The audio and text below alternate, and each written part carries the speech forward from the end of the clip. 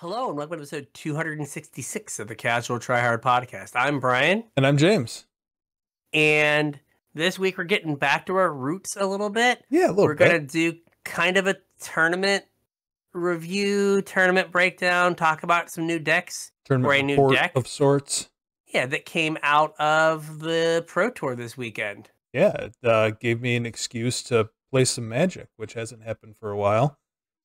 Brian sent me the deck list for this new Rakdos deck, and it was right up my alley. So, not that I had a ton of free time to play, but did spend some time playing it this weekend.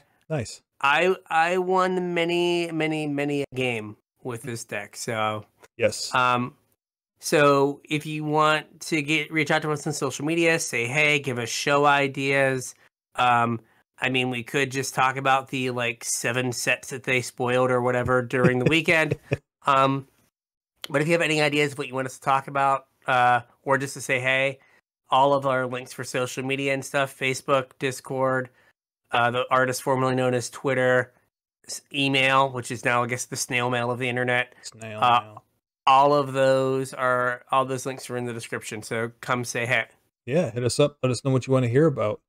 I expect before too much longer, we'll have lots of new sets to talk about. But in the meantime, anything you guys, burning questions you have that you want answered, or show ideas or whatever, hit us up. If you're looking to support the show, there's a couple ways you can do it. The first is with our TCG player affiliate link, CasualTryHard.com/TCG. And surf on over there, and any purchases you make will help to support the show. We know you're buying Magic cards anyway, and sometimes either your store doesn't have them in stock, or I don't know, maybe you don't have a store close by. So we would appreciate it if you used our affiliate link at TCG Player. If you want to support us more directly, patreon.com/CasualTryHardMTG is where you can do that. Patrons get access to our show notes, so you get a sneak peek about what the upcoming episode's going to be about, even though there's not a whole lot in these show notes. Patrons also get access to our pre-show, another hour-ish of content out of us. And you get the benefit of knowing that you're helping keep the show that you love alive. If any of that sounds good to you, you can chip a couple bucks in, like I said, patreon.com/CasualTryHardMTG. And support us directly. Yeah. So, to the surprise of some of you, there was a Pro Tour this weekend. It was Pro Tour Murders at Karloff Manor. Yep. Which, just quick side note, when they named this set, I don't think they realized that people on TikTok and other short form video places can't say the word murder. Oh yeah. Oh yeah. They're just not allowed to. Yeah, there's a lot of people that are that say they have problems talking about it, or videos get taken down, or community guidelines for the use of the word murder. I wasn't aware of that. So some of them are the stuff at Karloff Manor, or they don't say the first word. There's apparently been some issues with this. Weird. Solid job guys. But yeah, this was the Pro Tour. It was in Chicago. It was the typical 3 rounds of limited, followed by 5 rounds of constructed, which was Pioneer. Mm-hmm. And then they did Words Are Hard. Then they did limited and constructed again the next day, and then top 8 was all Pioneer. Yep. It's pretty typical for anybody that hasn't followed a Pro Tour before. That's pretty typical how they run them. Yeah, that's kind of the normal setup. Yeah. The big thing, I'm trying to find their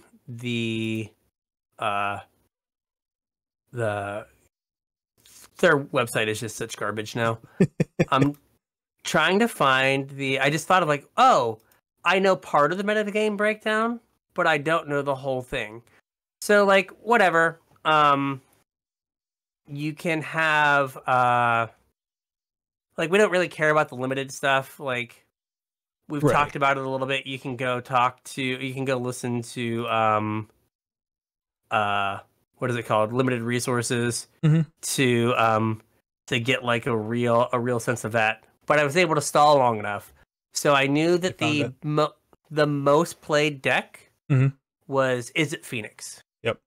So almost the exact same deck you would play like an Explorer. The main difference is the deck in Pioneer plays 1 Temporal Trespass. Okay, that's not on the Delve spell. Yeah. So like and then I need to find the Frank Carson numbers, but then there was Azorius Control that Riley Knight like almost fell all over himself talking about how awesome Azorius Control was and how No More Lies made it great. Yeah. Deck got rocked, I'm pretty sure. To the point that Cedric was making fun of him. That's awesome. Was like in like day 2 was like, how is that Azorius Control deck doing? Because like the only deck that was kind of like blue white that was doing well was a Jeskai Creativity deck. That was blue white splashing, doing air quotes here, people. Splashing Creativity. Yeah, that's a hell of a splash. Yeah, it played Lightning Helix and then Creativity for Atraxa. It was like on Yorion, was like on the full 80 card pile. Yeah. And the person was playing was like, Atraxa really gives the deck some closing power. Sure. Then there was good old Rakdos midrange, so tried and true. Traditional. Yeah, from like Arena that you would expect. Lotus Field combo. And what was interesting was like I think there were 2 decks in the top 8, and there was like a third like on the outside looking in. They all won different ways. Oh, that's weird. So like one of them was on the approach of the Second Sun's win. Yeah. Where you like Fey for it. And use like Atraxa to dig deep enough to get it. One was on the Chandra Beacon of Hope win plan. Okay. Have you seen that one? I have not. You need to have like 3 Balaged recoveries like between your hand and your graveyard, or like you need a Leer out, and then you like Chandra downtick, put it in your like 5 your opponent. Yeah. Then you cast like a Balaged recovery to get the Chandra back. Okay. To then play like you like loop Chandras. Yeah. And then that seems like a pretty convoluted win con.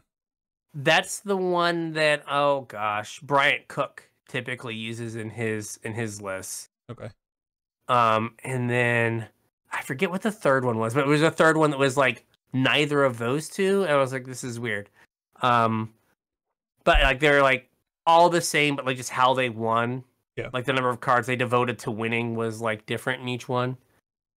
Then there was Amalia combo. So, I was playing a version for a while that like had the Knight Errant of Eos or Knight Captain of Eos or whatever it is, the Convoke guy. I was on an island there. It was just me. Oh yeah, I was on that version. Yeah, the Pro Tour, the vast majority of them were 4 companies. Okay. There were a couple that were like 3 companies and like 2 knights or something. But most people were on like more companies. Though the guy who made top 8 only had 2 companies. He had 4 chords, 2 companies. Which I thought was weird. That's a little weird. Then I was on a split of both too. You weren't on a split of both. You were just on the knights. I was just on the knights. Okay. Because like we talked about, like there are enough times that like you companied into garbage. Yeah. That like at least the knight was like always a 4/4. Yeah. Like even if your knight hit bad, it was still like a 2-for-1 that left you a 4/4 that could block something, as opposed to 4 mana put a 1/1 in. And you're like, oh. And then there was Boros Heroic, which made the finals, and the guy who was playing it, they quoted him multiple times as saying, when asked, what are your good matchups? He said, none. I have no good matchups. Just here And you this are in the is- finals. Yeah. This is the same like Swift Spear, Favored Hoplite, 10th Street Legionnaire. Like actual OG Boros Heroic. Mm-hmm. But like you have Homestead Courage now, Mm-hmm. And Monstrous Rage, Yeah. and Ancestral Anger. Yeah. So you have like 2 white tricks that give you trample, or 2 red tricks that give you trample. Mm-hmm. And you have like between Defiant Strike and Ancestral Rage, you have more tricks that like replace themselves. Cantrip, yeah. Yeah, so you can no feather or anything, just like God's Willings and Lauren's Escapes, and then pump spells. Yeah, I think Feather's a trap anyway. I don't think Feather belongs in the deck. Yeah. Although the little bit of playtesting that I was doing with that Delny deck, like Monstrous Rage is a card that I completely missed. That card's kind of a house in that style deck.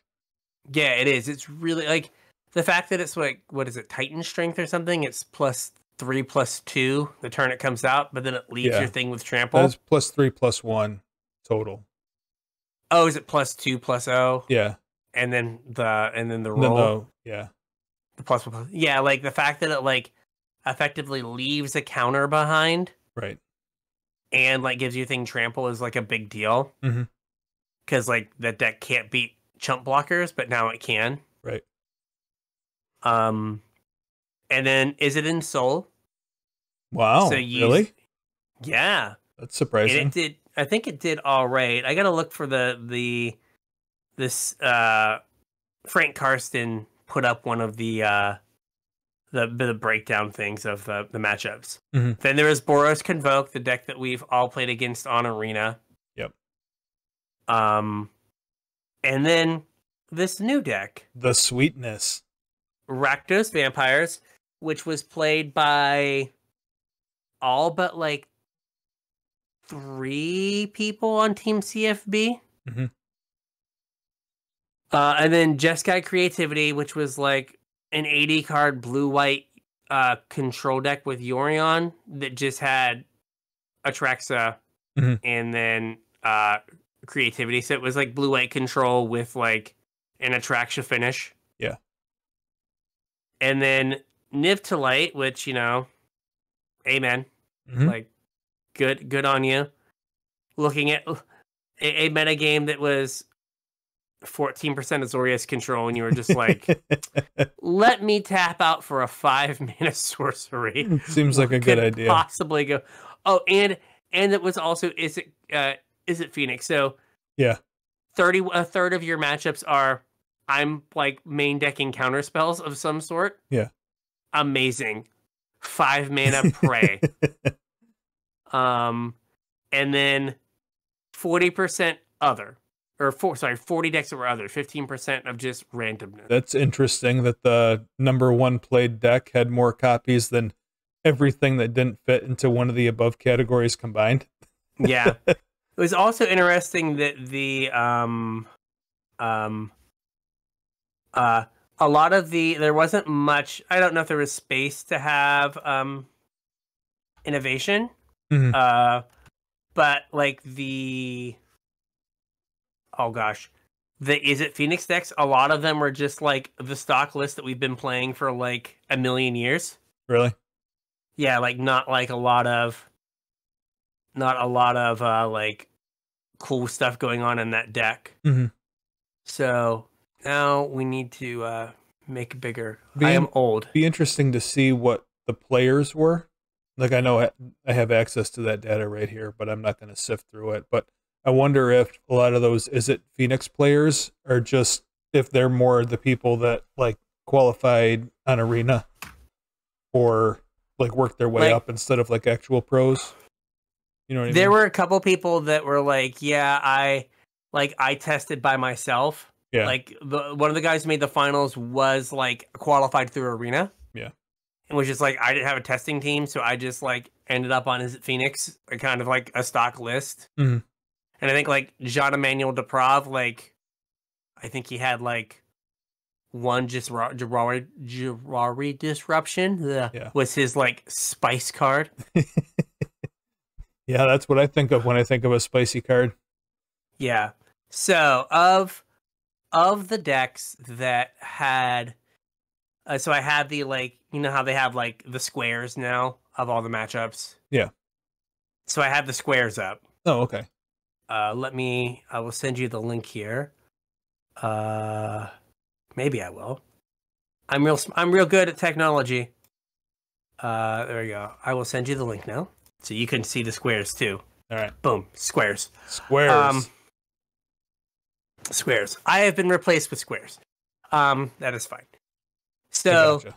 the deck that had the highest win rate that like actually had a reasonable amount of play, because you can't be like, oh, Dimir Control went 8-2. It's the best deck in the format. Right. Or Boros Burn, was Rakdos Vampires. So it had a 60% win rate, and there were 98 matches played with the deck. Mm-hmm. So that is pretty good. Like, Is It Phoenix was next with, of like, again, the major played decks with a 57% win rate. And then Amalia was 55. Boros Convoke was 55. And then, like, again, some like lesser things. Boros Heroic was 53. Yeah. It's funny that like Abzan Greasefang was like a huge deck for ever and ever. Right. And well, Amalia kind of pillaged those players though, right? I think, yeah. I mean, it's a combo deck that doesn't rely on the graveyard. Right. There. But like Abzan Greasefang went to only having 30 matches played. Wow. From like, you know, being maybe in one of the top 3 decks of the last PT. Yeah. I mean, it was a boogeyman for a little bit. Yeah. And then you have Azorius Control. Bodie. Bodie. With 47%. Yikes. So like these like the second most played deck just like got run. Yeah. And then Lotus Field also, like, Lotus Field finished like at 46%. I don't know. Now, its only positive matchup was against Is It Phoenix. Lotus Field? Yeah. And then it was negative against Rakdos Midrange. It was even against Azorius Control. And it was negative against Amalia and Boros Heroic, which, like, it can never beat Boros Heroic, not in a million years. Right. Yeah, like 0% win rate. 0%. Cannot win ever. But it was funny that, like, 2 of them made it into the top 8. And then, like, Rakdos Midrange, 220, 230 games played. Wow. 42% win rate. Abysmal. Its only positive record was against Lotus Field. And I guess against Heroic, but only played 11 games. Yeah. Or 11 matches. But then, like, just complete, like, and then everything else just, like, not worth talking about. Yeah. Rona Luca combo? I have no idea even what that is. Me neither. Let's see. Like, that is a wild thing. So, as Team CFB has done a lot in the recent history of the Pro Tour, right? They came up with a new deck. Mm-hmm. Sometimes it works out like this, and other times it's Blue-Green Karn. A deck so that you've never heard of. A deck that you've never heard of that, like, just went awful. Yeah. It just went bad. What is this? Tyvar. I have I've seen this deck on Arena. Okay. But I don't think it's ever done anything where I realized it was this deck. Oh, it's Retraction Healers Mox Amber. Yeah. Okay. Okay. Where you, like, use Luca to go get Atraxa. Mm-hmm. Or you like make infinite mana with I guess infinite blue mana with Rona. Okay. Yeah, Still, I've seen a version of this on Arena, but yeah. I don't think it ever did anything to where I would have classified it as anything in particular. So Yeah. You're just like, what did I beat? I don't know what they were trying to do. I don't know what that is. Then you're like, oh, okay then. Here it is at the Pro Tour with 0 wins. Here it is. There was someone that they did like an interview with. Yeah. That they're like, so what are you playing? I think it was the guy playing Vanifair combo. Yeah. Was like, so what is your deck? I'm playing Vanifair combo. Oh, what are its good matchups? There aren't really any. What are its bad matchups? Pretty much all of them. Why are you playing it? Because it's fun. Good I on just want him. to come here and have fun. It's like, okay. Yeah, good on him. Okay. Yeah, like, you're like, you know what? I'm not going to. I don't That's think a guy that win. qualified on Arena. Yeah, probably. Yeah. That guy did not drive 3 hours and like sit in a like disgusting game store with like a bathroom that hadn't been cleaned since 1972. Yep. It was like ate a stale bag like, of Cheetos and a Mountain Dew. Exactly. It was like, yep. Yeah, okay, I won. Now I'm gonna drive the 3 hours back home. Yeah. Maybe I came with someone that I can stop at an Outback, but maybe not. And Lord only knows how much a bloomin' onion is in 2024. Seriously, I couldn't tell you. I couldn't even tell you the last time I had a blooming onion. I guarantee it was with you. I know the last time I had one. Yeah. I was driving to Durham, and my students were like, "We want to stop at Outback." So we stopped at Outback. It took forever.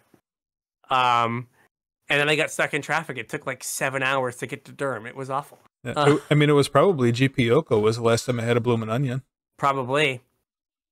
My buddy the other day was like, "You haven't talked about going to a Magic tournament in a while." I was like, "That's because it hasn't happened since like I think February of 2020." Yeah. The Star City Open, the Dumpster Open, the Dumpster Fire Open. Yeah. Yep. Actually, that was probably the last blooming onion. Last blooming onion was Dumpster Fire Open. Yeah. And like now you're all like svelte. You've lost all this weight. The blooming onions aren't going anywhere anymore. See, they're not holding me down. They're holding you down. But so Team CFB, you know, they have a process, and they had Reed Duke win the last Pro Tour on like creativity, which was a deck that like had kicked around, but like I think they kind of put the like finishing touches on it as a deck. Yeah. Right. Like I'm not going to say that they like birthed that deck. Right. But they did a lot to like make it better. And then and I think they were, if you go way back, they gave us Bant Company. Yeah. And the Crypto Rights deck. Oh yeah. Forgot about that deck. Right. And then so like there's been a and Colorless Eldrazi, not that you know they were the only ones to get to that point. Yeah. Well, they're not that they weren't the only version or the only people to get there, but they found the best version though, the mono red version. Yes. So like there's always like a core of people and other people that come in because oh gosh, like the person who came with the mono red version was Canadian guy, younger. I can't think of his name. But anyway, they kind of have like a core group, and then like they have people come in that will like bring different ideas and stuff. Yeah. And so they this time they came to the tournament with Rakdos Vampires. Deck is sick. Yes, the deck is very good. So the story that I heard listening to different things, I think it was on coverage, is Paul Rietzel, who has missed a few Pro Tours or had not played. Yeah. Used his Hall of Fame invite to come to this one. Okay. And he showed up with mono black vampires. And like championed that deck in the house, and then they started working on it as a team. Yeah. And they got it to the red the Rakdos version that they played at the Pro Tour. Everybody but Paul. Everyone but Paul. Yeah. I think there were like two other people that were on something different. I think Nassif may have been on like a control deck. I'm sure he was on a control deck. Yeah. He's like, you're not going to put Mana Leak in this format and have me not cast it. I could be wrong, but I think he was on a control. And if you want to like see kind of like an early iteration of the deck, Jim Davis's Cool Stuff video from yesterday was him playing a version of the deck, the mono black version of the deck with the I almost said Simic again. The Selesnya uncastable Galta and Maverin. Yeah. As like the big boom boom dinosaur. Nassif was on Dimir control. Nassif was on Dimir control, so he was the 8-2 on Dimir control, I guess. Yep. Man, and then he like must have got dumpstered in draft to go 8-2 in constructed. Yeah, his overall record was 10-6. So he went 2-4 in draft. Wow. Yeah. Like 4. What? I guess he would have gotten 3 and I guess 4-2. He would have like made top 8. Flipped it around. So they got to Rakdos Vampires, and it is kind of an amalgamation of the Rakdos mid-range deck that has been on Arena for literal ever. Yeah, kind of the core of it's the same, where you got Fables and Thought Seizes and Fatal Pushes. And what's his name? Blood Type Harvester. Blood Type Harvester, yeah. But then you also get to play Show and Tell. Basically, yeah. So Sorin Imperious Bloodlord has been, I checked, a $25 card for like the last 2 years. And it's a 3-mana Planeswalker that +1 put a target creature gets Death Touch and Lifelink, and you put a +1/+1 counter on the creature if it's a vampire. Yep. Another +1, you may sack a vampire. To latent Helix something. Yeah, deal 3, gain 3. And then and that's any target too. So any target, creature, player, and then Planeswalker, and then -3, so it starts out with 4 loyalty. -3, put a vampire from your hand onto the battlefield. Ooh. Yeah, so for a while, like Sorin got kind of popular when they printed Galta and Maverin, because it's like 3 green, white for a 12/12 trample with text. Right. Like, make a 1/1. It's like, who cares? I got a 12/12. Let's make a bunch of 1/1s, I think.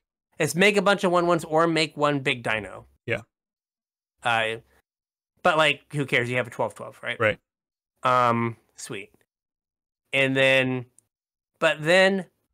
missed this guy in spoiler season. Completely missed it. There is Vein Ripper. Yep. So what does Vein Ripper do? It's a 3 black for a 6/5 vampire. That's the important part. Flying. It has ward sacrifice a creature, which is way more impactful than I thought it would be. And it also has whenever a creature dies, target opponent loses 2 life and you gain 2 life. So like when I saw this card in previous season, I just thought, oh, that's like a really expensive what you call it? Like Zulaport Cutthroat. Yeah. Like I didn't think that it being big and flying and having protection mattered. It was just like an overcosted Zulaport Cutthroat. I mean, and for 6 mana. Yeah. At 6 mana, like looking at it at 6 mana, you're like, okay, this is what you expect for 6 mana. Yeah. It's not like above rate for a 6 mana thing. But what I think we missed was ward sack a creature in a deck that has a reasonable amount of removal. Not just removal, but interaction in general. Yeah. Yeah. Is hexproof. Basically. And getting to play it on turn 3 is pretty busted. It just ends a game. Yeah. I think we talked about Um, so if you're playing against like blue white and you're on the play and you like, let's say Thought sees them on turn 2 Mm-hmm. and goes Sorin into Blood Ripper, if they don't have a Supreme Verdict, they have literally no ways to answer it really. Mm-hmm. Because they like the only way they can really get a body in like before turn like 7 Is Wandering is Emperor. Wandering Emperor, right? So like you can be in a situation where you like, especially game 1, you like Thought sees them, know your Sorin can get down, Mm-hmm. play your Vein Ripper, and then you can either um like Thought sees them again or something, or B, use your Fatal Push to protect your thing. Right. Yeah, that's kind of Right? You're just crazy. like, yeah, like, imagine they like play the Wandering Emperor, take it down, and then on their turn they're like, okay, uh, get lost. And if they haven't ticked the Wandering Emperor down again, when the ward trigger goes on the stack, you just kill their only creature. Yep. And then they're just like, oh no. And the deck also has a lot of game against control because it plays a whole bunch of man lands. Yes, and it plays, depending on the list, 3 or 4 Cavern of Souls. Yeah. So, like, your other idiots just aren't counterable. Right. And then you also have the, like, unbelievable backup plan of, like, you've played a Cavern of Souls, you've gotten to 6 mana. You just resolve a Vein Ripper. And then they're just like, what am I supposed to do with this? Yeah. Right? And it's like, nothing. So You get your veins ripped is what you do. yeah, you die. You die real hard. So it also plays, so Vein Ripper is like the headliner. Mhm. This is the big fatty that you put in with Sorin. Right. But Sorin with a bunch of vampires is like a surprisingly good planeswalker. Like, it's narrow Mhm. that it cares about vampires, but like it's really powerful if you have food for it. Yeah. Right? So it plays, most of the list played 3 Preacher of the Schism. Card's way better than I thought it would be also. Yeah, I mean, it's a 2/4, which means like it only has like Lightning Axe to kill it. Mm-hmm. It has Death Touch. Yep. If your opponent has more life than you, it makes a vampire, which Sorin can then chuck at things. Right. And if you have more life, you get to draw a card, lose a life. And if you're tied, you get both. Yeah. I never get sick of getting both. Yeah. But like, I think the fact that it's a 2/4 Mhm. just does so much work in terms of like keeping it around. Mhm. And then you have Dusk Legion Zealot, which is, I think, the worst card in the deck, but also like serves a good purpose. It's definitely the worst card in the deck. I don't know what I would replace it with because I mentioned when we were talking about this, I think it was in the pre-show, we talked about this a little bit. And the deck is, for what it is, it's oddly consistent. It's more consistent than it really has any right to be. Mm-hmm. And I think part of that is because of Dusk Legion Zealot. Like, the deck definitely has some ways to churn through itself with Fables and Looter Scooters. But I think the Dusk Legion Zealot has a role to play there as well. Yeah, like, it definitely lets you, like, confidently, let's say, keep, like, a 2-land hand. Mm-hmm. That, like, is, like, let's say Sorin. If you have Sorin and Vein Ripper in 2 lands, yeah. Right, you're like, oh, I get an extra look at my land with Dusk Legion Zealot. Okay, well, I can keep this hand where maybe otherwise you wouldn't. Right. And again, it's like, it's not wrong to be like Dusk Legion Zealot into Sorin, have no Vein Ripper, but then plus Dusk Legion Zealot and kill their 3-drop. Mm-hmm. Or kill their 2-drop or whatever. Or pump it up. Yeah, or like make it a 2/2 yeah. with Lifelink and Death Touch and like get in for a little bit of damage. Like, that's not wrong. Right. And then Blood Tithe Harvester, Mm-hmm. the like clock plus removal spell. Right. So Also like that's really relevant with Vein Ripper's ability. oh yeah. Yeah. So something to keep in mind is if your opponent does have a removal spell that kills Vein Ripper, Mm-hmm. they lose 4 and you gain 4. Right. Right, because they have to sack a creature, which twos them and gains you 2. Then Vein Ripper dies, which twos them and gains Gains you you too. 2. Yep. So, like, you know, there comes times where, like, you can just attack all out, and no matter how they block it, they die. Right. I had a game against Control where I had 3 Vein Rippers in my hand, and they were at 6. Mm-hmm. And I just kept playing them, and every time they killed one, they took 2 more. When the third one resolved, it was either going to kill them in combat, Yeah. or they were going to die to the trigger. Yep. Right? Like, it's just like, oh, this just is a shock every time they kill it, or almost a lightning axe every time they kill it. Right. And then like Blood Tithe Harvester, you're like, sack it, lose 2, gain 2, kill your thing, Yep. lose 2, gain 2. Right? It's like a 4 mana, an 8 life swing. And then they were playing 4 Thought Seizes, Mm-hmm. and then most were on 1 Duress. Yeah. Seth Manfield's list was ever so slightly different. He won the whole thing. Mm-hmm. But 4 Thoughtseize and 1 Duress was pretty standard. 2 Smuggler's Copters, because you definitely have times where, like, you have a Vein Ripper and no way to cast it, and no Sorin, and you're like, I can't keep this. Mm-hmm. Right? And just lets you work through like extra lands, because even though you have like 6 drops in your deck, like you're pretty happy at like 4 mana. Right. Yeah. Right? Like if you can't get rid of stuff and you get the 5 to like activate like Hive of the Eye Tyrants or whatever, fine. But you're usually pretty happy at 4 mana, where you can like Sorin plus something. Right. Like Thoughtseize plus Sorin. Normally, Sorin plus... if I'm trying to find the combo, I'll just loot away my lands. The only time I ever like need to get over 4 lands is like if they've already dealt with a Sorin or a Vein Drinker, and I'm trying to like hard cast one. Yeah. But normally you're just looting them away after 4. Yeah.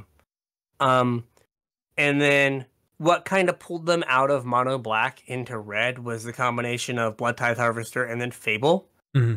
Right? Like, what is it? Like Fable's won like every, like the last like 4 or 5 Pro Tours. Imagine that. I think it's much like when I was playing that Elementals deck and I just put Fable in it because I was like, this is the cards that I groan, that I sigh the most when my opponent resolves. Yeah. Like, why am I not playing this? I wonder how much they were just like, why am I not playing what is probably the best card in the format? Like, I'm allowed. Yeah. I should just play the best card in the format. Just put it in. Yeah. And then they were all the lists were on 4 Fatal Pushes. Mm-hmm. And then that's kind of odd too, though, because Fatal Push had kind of fallen out of favor a little bit, right? Yeah, I mean, if you guess right that like Is It Phoenix is one of the most popular decks, like it kills Ledger Shredder. Right. Not that I think anyone guessed that like Heroic was going to be like a huge part of the metagame in the finals. But like, yeah. But like, what's it called? If you think Amalia is gonna get played a lot, right? It kills all the pieces of the combo. It does. Like, if you have an inkling that like, is it in Soul? Like it, kills, say, half the things they ensoul onto. Mm-hmm. So right, like it has a lot of like, if your expected metagame kind of looks kind of like this did. Yeah. Yeah. And I think that one thing that makes the one sec. Mm-hmm. Like having the Rakdos build with Blood Tithe Harvester giving you blood tokens, it makes your Fatal Pushes better. It does, yeah. And your Fable the Mirror Breakers, right? Like I definitely like I've taken 2 from a Shieldred, let my Fable flip, and then killed the Shieldred. Right. Which, like, in the mono black version, you have a lot less ways to, like, easily turn on a Fatal Push and make it kill the rest of the format. Yeah. And then the lands are simultaneously, the mana base is simultaneously great and awful, if that makes any sense. I know exactly what you mean. So it plays most of the red-black lands that it can, like 3 Sulphurous Springs, 3 Black Cleave Cliffs, 4 Blood Crypts, and 2 Blight Step Pathways. Mm-hmm. And then like 3 Swamps, and 2 Hive of the Eye Tyrants, and a Takenuma. But then it's playing 3 Cavern of Souls, which is like a hedge against like black, against like Orzhov control. Mm-hmm. And fixes your mana kind of for Blood Tithe Harvester. Yep.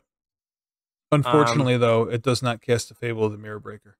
And it does not cast a Sorin. Right. I definitely had like double Cavern of Souls and then one of the 4 Mutavaults. And been like, well, crap, I can't combo. Which is silly, because Sorin is obviously a vampire. Obviously. Sadly, not a creature vampire. Yeah. So, like, the Mutavaults also give you extra vampires in your mana base. Mm-hmm. I have definitely gone, like, Sorin, play a Mutavault, tap the Mutavault to activate itself, and then chuck it at something. To turn on your Fatal Push to kill their other thing. Mm-hmm.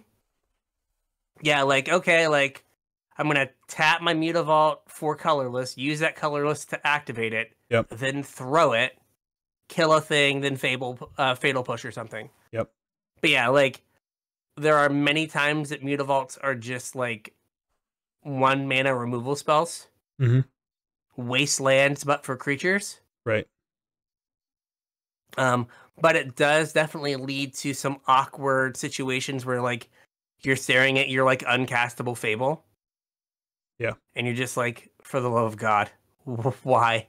I have absolutely looter scootered away a Fable that was rotting in my hand because I didn't have any red mana. Like, but I think that's why, like, Smuggler's Copter is, like, so important.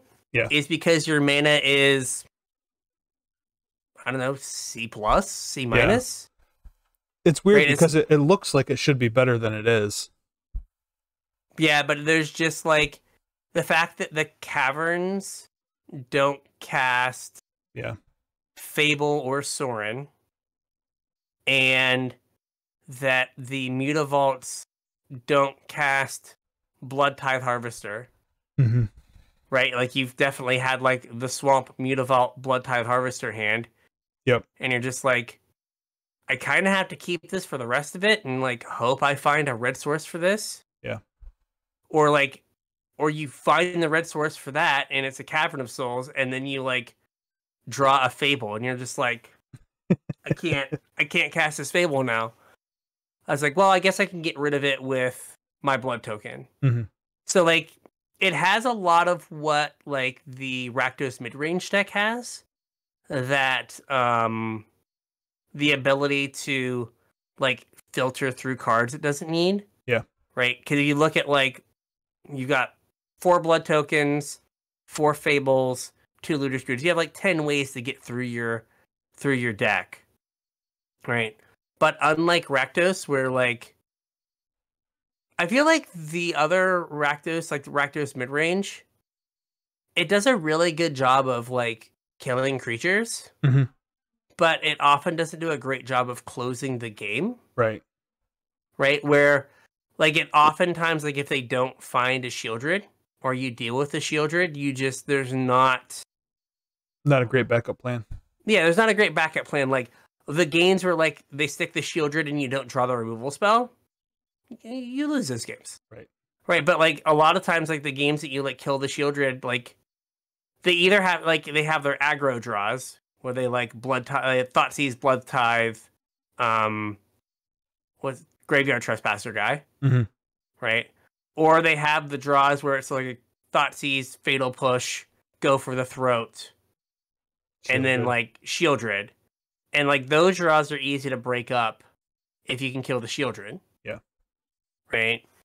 And then but this deck Vein Ripper is a significantly harder to kill thing. Right? Way It doesn't harder die to to kill. it doesn't die to Fatal Push. Right. It doesn't and then like again they have to sacrifice something, and sometimes they just can't. Like I mean, in a lot of ways, it acts just like Shieldred does, because like with Shieldred, you're pretty much guaranteed to get that first like life swing. Mhm. And in Vein Ripper, you're always guaranteed to get at least you're guaranteed to get 2 life swings. Yeah, you're guaranteed to beat up 4 life, like Yeah. gain 4 at the end of it. Yeah. If they somehow answer it. So like you gained 4, got a 2 for 1, and like that can be enough to like stabilize you. Mm-hmm. Right? Like if you're playing against like Rakdos and they like have like an aggro draw, then you play this, and they're like, I guess sack a thing. I'll take 4, you gain 4. Now you've like turned off their aggression because you like made them lose a creature, lose board position, 2 for 1, and you gained 4 life. Mm-hmm. Right? You've like kind of put the brakes on it. So like it is, like you said, it is surprisingly consistent, and like unlike Rakdos midrange, when you play against, or at least when I play against the Rakdos Vampires deck, like I feel pressure that I have not cast a Thoughtseize. Right. Right? I'm like, oh man, are they gonna like do they have it? Mm-hmm. Do they have it? And then if they have it, you're just like, you can beat it. Like it's not unbeatable. I've definitely like had 2 creatures on the board, or had like a Mutavault and been like, you know, Bitter Triumph, sack 2 things, pay 3 life to the Bitter Triumph. Yeah. And then like kill your Sorin. But like you can do it. And like the game continues, but you've like put yourself in a hole. Mm-hmm. But like it does have the ability to go from like 0 to you're dead much faster than Red Black. Yes. And I think like, you know, with like Azorius control not being able to answer it well, and or at all. And like Amalia combo, like I got comboed off yesterday where like my opponent, I was like, all right, they have 2 pieces of the combo. I just Thoughtseize and Amalia. I'm going to play a Priest of the Schism as opposed to casting a Path of Peril. Mm-hmm. And they immediately ripped Amalia and comboed me. Of course. And I was like, I brought this on myself. I could have just killed both pieces and then moved on. Yep. But this was my own fault for trying to get pressure on the board. So I was like, oh, I play this, and then I like sweep the board, and they don't. I get to keep my 3/2. This is great, and I start beating them. Bad. But like, you know, you have a bunch of interaction for Amalia, and like, you can get in a situation where you like gain enough life that like you can hold off an Amalia or give yourself like 2 turns if you get a Vein Ripper down. Well. We're like, oh, I get 2 draws at a removal spell. Well, I mean, or I've like had an Amalia player combo off and die. And die? Well, yeah, because when it destroys all creatures, they trigger Vein Ripper. They had that many creatures? Yeah. Well, I mean, they were only at like 8 or whatever. Okay. What's the other? What is it? Fable of the Mirror Breaker and one of Kiki Jiki's Reflection. Mm-hmm. Copy of Vein Ripper. Yeah. Then when it dies, that's a good time. You get, they lose 4, you gain 4. Yep. If the 12 power in the air wasn't enough to finish the job, right. the letting it die and then doing a bunch of damage. The sideboard. Now I will be 100% honest with you. I'm just muddling through a lot of times. Like I'm not going to tell you like I have any idea what like how to sideboard. Well, I've only played best of one games, so you got a better idea than I do. All right. So there's one Lily, one Kalitas, one Shieldred, Mm-hmm. 2 Path of Perils, which that feels like Amalia or like Boros Convoke or like Heroic card. Like that one I feel pretty confident in, that I know what it's for. 2 Duresses, which come in when Fatal Push is bad. Right. 1 Bitter Triumph. I typically bring that in the mirror because like you need to be able to kill a quick Vein Ripper to like allow you to continue to play the game. And I also bring it in against blue-white since it kills planeswalkers. Yeah. Makes sense. And then something that you don't need on Arena is 3 Damping Spheres because Lotus Field is not truly a deck because we don't have Hidden Strings. Right. Makes sense. I don't know how I muted myself before I coughed. I apologize. It's all right. Dang We'll let it slide. All right. Okay. And then 4 Leyline of the Void, which is the Phoenix tech. Mm-hmm. Now, the earlier version that Jim Davis played on the Cool Stuff video, they were on Unlicensed Hearse. Okay. As the tech. I think I like Leyline better. Yeah, like it allows you to like if you have it in your opening hand, right? Like if you're like I have to get Graveyard Hate and you're gonna mulligan into some form of Graveyard Hate. Yeah. A Leyline in your opening hand then allows you to like play the rest of your stuff. Right. And like the Phoenix decks were playing like 1 or 2 main deck Prismari commands, which gives them a way to blow up your artifact based hate. Yeah. They have to have a Fable to not a Fable, gosh, a Brazen Borrower. Yeah. To get rid of your Leyline of the Void. They have like 1 or 2 of those usually. Yeah, by the time they do that though, you can redeploy it. Mm-hmm. And then, you know, the 3 Damping Spheres for Lotus Field. Seth Manfield and a couple other people, they had 3 cards specifically for Lotus Field, which were the Damping Spheres. But some people had a 2 Damping Sphere, 1 Krenko's Buzz Crusher split. So it was kind of like that during our set review episode. Yeah. So it's kind of whichever one you like would prefer. Man, Buzz Crusher's got to be hard to cast in this deck though. Yeah, 4 two red. Yeah. In a deck with 1, 2, 3, 4, 6 9 12 red sources. Yeah. Which the deck feels like it has way less than 12 red sources a lot of times. Yeah, well that's what I mean. Like when the mana base doesn't look as bad as it feels. Yeah, it feels awful. Yeah. It's like, how can I... And then I've seen some people that I don't know what they're cutting, like, but on the ladder, I was seeing people with Sekenzans in their mana base. Oh, man. I'm like, you do realize you have a 3 black spell. Right. Plus you have 4 Mutavaults in your deck. What are you doing just playing a mountain with a, you know, a, like... I mean, I guess it's better than just playing a mountain, though. Yeah, but it's like a mountain with whatever. What is Krenko's command? Yeah, stuck to it. It's like that. Just seems like you're gonna give yourself a lot of times when you just can't cast stuff. No, I don't know if they cut like. Maybe you could convince me to cut a Hive of the Eye Tyrant for it to get 1 more red source in the deck, but then like. I mean, if I'm cutting a Hive of an Eye Tyrant, though, I think I'd rather have a Den of the Bugbear. Fair. But, like, even doing, like, but then, like, you have Thoughtseize, Fatal Push, and Duress that you want to be able to play on turn 1. Right. Right? So, yeah. I do, like, I bring in Lily in the mirror as, like, a one-off way to maybe make them sacrifice their Vein Ripper. Kalitas is kind of good in the mirror. Because...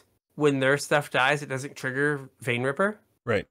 So if they, like, it's bad for you if you have the Vein Ripper, but it's good for you if you don't, and it's just a reasonable vampire to put in.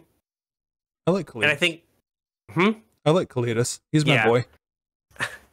And then I think it's also good like against Amalia. Yeah.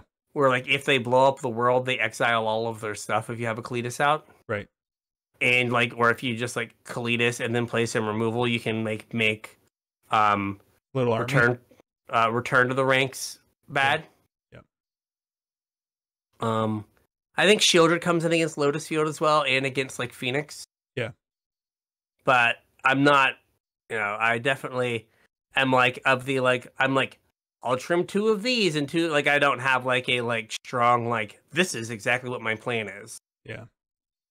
But the deck is really it's like a mid-range deck with a combo in it, much like the blue-red deck that they played. Yeah, like Creativity, it's very similar to that. So where, this like, deck, I know you didn't play this while it was popular, but the old red-black deck from like Amonkhet Kaladesh days, this gave me very similar vibes to that deck. Okay. Just like the play pattern. So? Well, the play patterns and like being disruptive plus aggression and like deploying a threat that had to be answered, but then keeping their ways to answer it down. Because like a lot of times that deck won with Hazaret. Oh yeah. Which is just like something that's really hard to deal with. So you'd kind of get their resources down and then Hazaret and finish them off. And this deck a lot of times wins the same way, where you disrupt their board with your removal and their hand with your Thought Seizes and stuff. And I mean, obviously it's easy mode if you can just turn 3, slam a Sora and Vein Ripper. But there's a bunch of games that I won on like turn 5 Sora and Vein Ripper after I've kind of run them out of resources a little bit, or turn 6 Vein Ripper. Yeah, like there are plenty of times where like the like show and tell aspect of Sorin just doesn't matter. Right. Like you can definitely play it as if its casting costs were 2 and a blue. And but there are a lot of times that like you will play the sword and use it for value. You will just decide like, okay, and I don't have the Vein Ripper and the Sorin is not good, so I'm going to loot it away. Yep. Right. I guess Fable helps with the whole Vein Ripper plan because like, getting that treasure like can get you like there a turn early and helps you like keep your land count on board low. So what was we've talked about like kind of the breakout deck of the tournament. Vein Ripper's price went through the roof. I think they're like $30 and sold out on Card Kingdom right now. Not surprising. And Sorin is $32 and sold out. Yeah. I do worry that like a lot of the like CFB like we broke it decks are like we broke it for a weekend. Or we broke it for like 2 weeks. I know what you mean. This deck feels it's got a little bit. I think this deck, like in terms of where it sits in the metagame, just kind of like takes over for Rakdos. Though I think they're similar enough, and this is just a better version of it. Yeah, I would not play this deck anticipating it maintaining a 60% win rate. No, I think people are going to adjust. Yeah, it's going to pull itself down to, 53, 55. It'll be good, but it won't be like the best deck in the format by a mile kind of deal. Yeah. But it might be that like that most played deck because it does the red-black thing, but then also like ends the game. Right. As opposed to red-black sometimes just dirtling around and not ending the game. Yep. Yeah, but like as the format adjusts, like I wouldn't run out and spend $250 on Sorins and Vein Rippers. No. Right, like because like I don't think the deck's going to be that 60% win rate. I definitely ran into people playing old timey red black that played Invoke Despair. Yeah. Which just kind of like cleans up your whole board. Yep. And And like if Shieldred's Edict starts getting more play. I definitely got caught by Shieldred's Edict a few times. Yeah, so like where you've got to be like, well, I've got to like make sure I have like if that card goes up in play, like the turn 3 Sorin play Vein Ripper, is less good. Yeah. So like you could like, oh yeah, like make sure you clear the way more or what. So people are gonna adjust. It's gonna go down. It's not gonna be this like unbeatable like kind of house that it is now. Mm-hmm. So what did the top 8 look like? Do you have that just for the peoples? I do. Excellent. Top 8, we had Sam Pardee on Rakdos Vampires. Alex Fredrickson, I think that's how you pronounce that, on Lotus Field. Adam Edelson on Phoenix. Jean Emmanuel on Is It Phoenix? Seth Manfield on Vampires. Simon Nielsen on Boros Heroic. Christopher Larson on Amalia combo. And Min Yang Chen on Lotus Field combo. So, 2 Vampires, 2 Lotus Fields, 2 Phoenix, 2 Izits, and then Boros and Amalia. And if you look down, like 9th was Phoenix, then 10th was Azorius Control, then another Phoenix, then another Azorius Control. Yeah, but that's Yuta. Oh yeah, fair. That doesn't count. Lotus Field, Creativity, and Soul was 15. Phoenix was 16. Like, so LSV is 18 with Rakdos Vampires, but he lost his winning into top 8. Yeah, you told me you had a story for me. So he had like just Thoughtseize his opponent. He like knew most of the guys. He was playing Minwen Zhang. Is that his name? Yes. And he had like knew his hand, and he had 2 Lotus Fields in play, and he top decked Vizier of Tumbling Sands, cycled it untapped Lotus Field into Vizier of Tumbling Sands to give him. He had an emergent ultimate. Yeah. So he like each of the cycles made 1 mana. Yeah. Which gave him 8 mana to cast Emergent Ultimatum. Aye. And so that's how LSV lost game 2 of his winning in. Was I think he had Vein Ripper into Runner. Yeah. Like played Vein Ripper, like the coast was clear, and then flipped both. Aye. So yeah.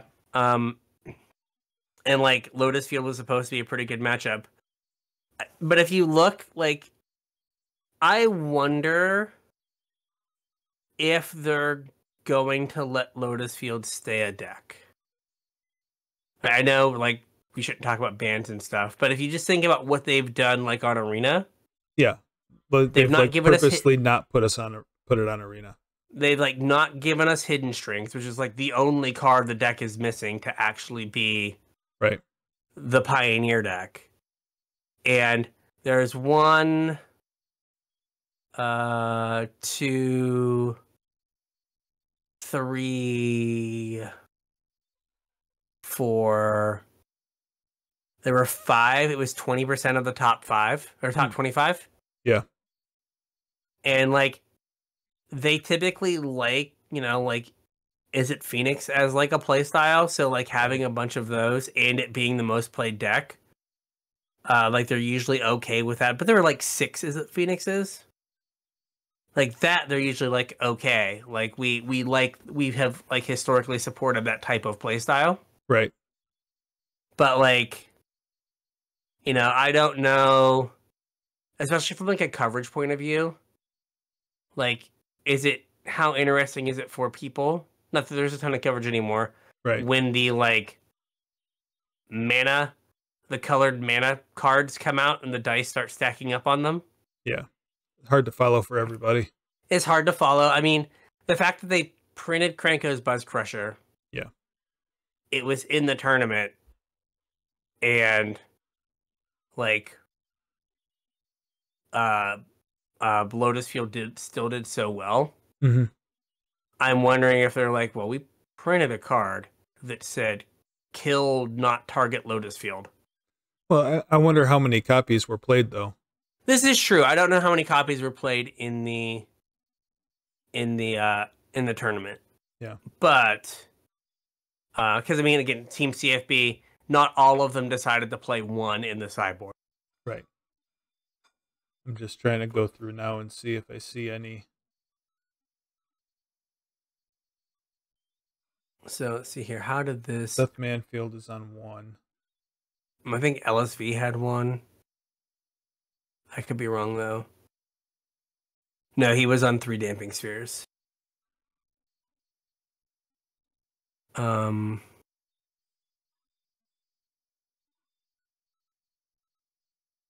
Yeah, but I just wonder if like they're gonna be like, hey, we like this. Also, like Creativity played 2. Okay. What is it called? Oh gosh, what is it called? They like Lotus Field also got Archmage's Charm. Yeah. Archdruid's Charm, I'm sorry. Archdruid's Charm, yeah. Which is just like go find your Lotus Field. Mm-hmm. Or you have a Lotus Field, go find a Thespian stage. Right. So, like, yeah, I don't know how long they're how long the deck is for this world if they are, you know, if they're not putting all the pieces on Arena, right? Because they unbanned Looter Scooter, and like 2 months later, it's on Arena. Mm-hmm. Right? Yeah, they like went out of their way to make it happen. Yeah, they're like, we're gonna put this on the list only on Arena. Right. Right. But they haven't done that with Hidden Strings. Yeah. And like Lotus Field is a deck that gets fringe play on Arena. Right. Which is historically where they've liked to put combo decks. Right. Right? Like, you know, think about like how fringy Storm is in Modern. Mm-hmm. Right? Like, they could make Storm playable, but they're just like, no. And this is effectively the same thing. Yeah. So, I don't know. Just a thing to think about if you were super excited about watching people tap and untap lands, and you were like, I'm going to go buy all the pieces for this deck. Like, you may just want to, like, you know, unless you, like, 100% know you're going to play it for, you know, the next, like, handful of F&Ms or whatever. Right. Right. But if you're just going to, like, I'm going to, like, work on putting this together over the next 6 months. Maybe not. Maybe just throw that money in a savings account, and then, like, once you have all of it, check to see if it's still legal, and then buy it. So, yeah, I just worry that, like, just of how they've handled it. For the most part, I think the tournament was, like, pretty interesting. Mm-hmm. Like, the Ensoul decks were interesting to see that those were, like, actually good. This can't be right. Are they doing anything different than they used to do, or? Not really. So they have 2 Ensouls now. Okay. So they have well, this guy only played 1. Some of them are on Ensoul in Zoetic Glyph. Okay. The 3-mana Ensoul that when it dies, you whatever it is, discover. But otherwise they get to play, like, as we keep printing creatures that make trinket artifacts, it makes Ensoul better and better. Yeah.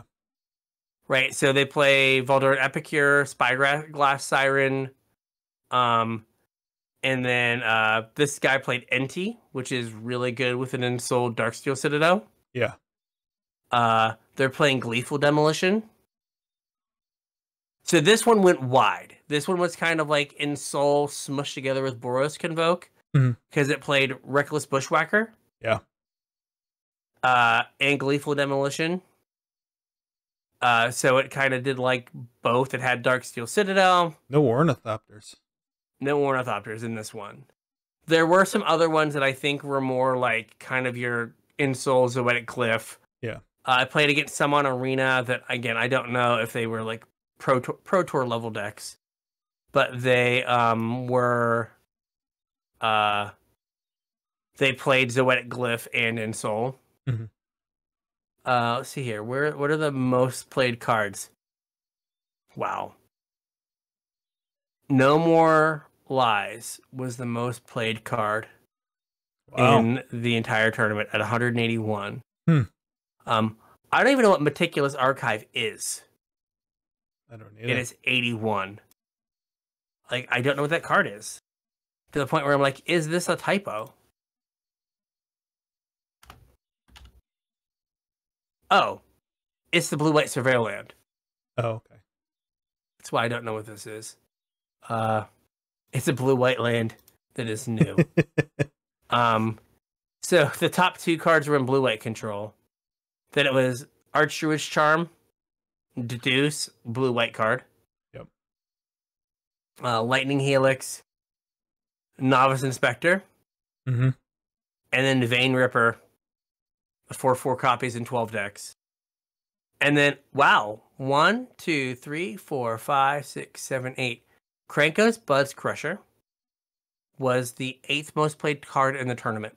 Well, there were only 3 copies in the top 25. There were 42 copies in the tournament. Wow. There were 11 in main decks and 31 in sideboards. Hmm. So, like... Main deck. What? Wow. 1 in... I don't know, 1 in 5 decks played a Buzz Crusher or something.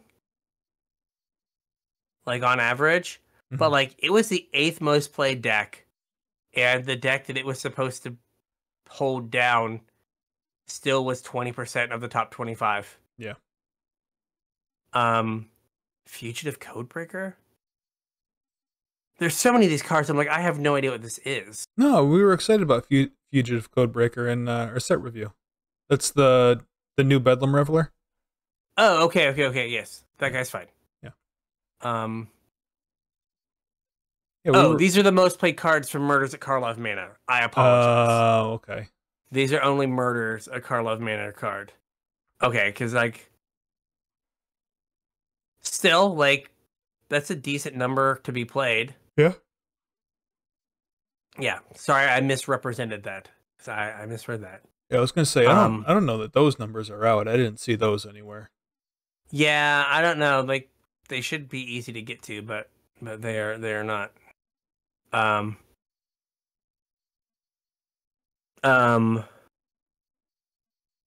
Wow. There were 23 players that played Field, and 5 of them made the top 25. That's pretty good. Yeah, that's real good.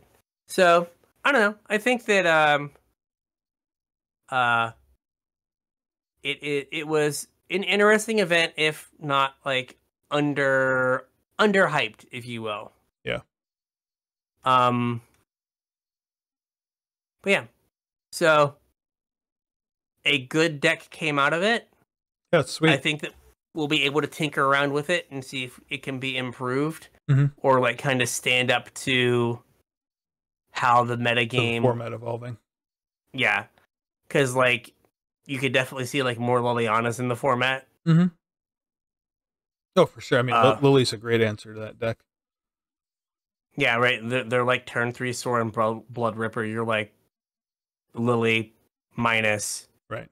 Then like they may not. Now, granted, Sorin lets them throw a vampire at your Lily and probably kill it. If they have another vampire. If they have another vampire, yeah. But like, if you can get it to stick, though, it basically keeps them from ever building again. Mm-hmm.